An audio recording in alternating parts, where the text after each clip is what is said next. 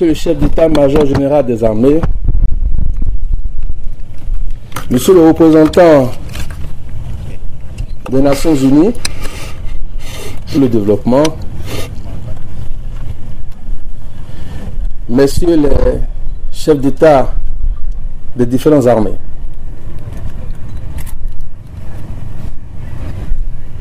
Messieurs, Mesdames les membres des différents cabinets ministériels,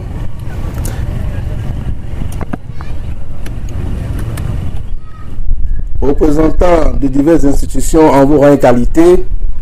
toute observation protocolaire,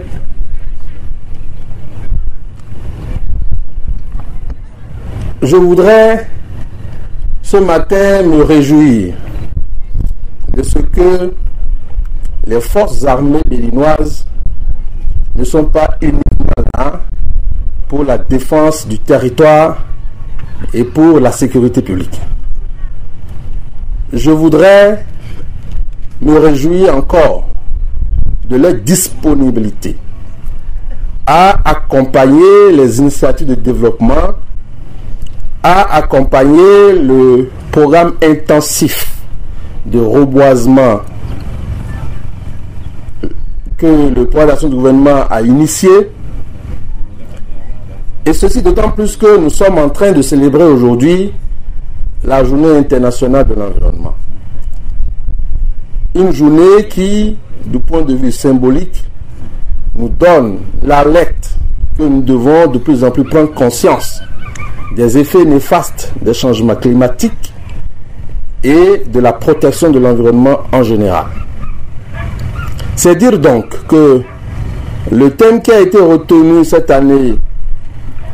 pour rapprocher l'homme de sa nature est bien vu. Si nous pouvons, en tant qu'être humain, en tant que citoyen, prendre conscience de l'utilité de l'arbre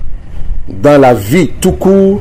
je pense que nous allons appréhender notre responsabilité vis-à-vis de ce que nous n'avons pas demandé et obtenu, la nature. Et vous voyez, aujourd'hui, nous sommes quelque part à la plage de Fidrosset, où nous allons dans quelques instants mettre en terre des plants de cocotiers. Je ne voudrais pas revenir sur l'utilité, sur les caractéristiques de cette essence qui a été choisie pour montrer son impact sur les changements climatiques, sur la vulnérabilité. Je voudrais simplement encourager l'ensemble des forces armées qui ont initié cette activité aujourd'hui pour dire que leur action devra avoir un impact non seulement au niveau de la couche juvénile en ce qui concerne la prise de conscience, mais aussi et surtout au niveau des autres couches pour ce qui est de notre responsabilité à œuvrer au quotidien pour l'amélioration du cadre de vie de nos populations et pour les avancées à faire dans le domaine des changements climatiques. Excellence, Monsieur le ministre du cadre de vie et du développement durable, je voulais vous rassurer de notre entière disponibilité à œuvrer au quotidien à vos côtés pour que notre ville métropole, notre département, qui est en craint à de nombreuses nuisances environnementales, soit géré de la façon la plus commode possible pour que nous ayons à garantir aux générations à venir un environnement plus sain.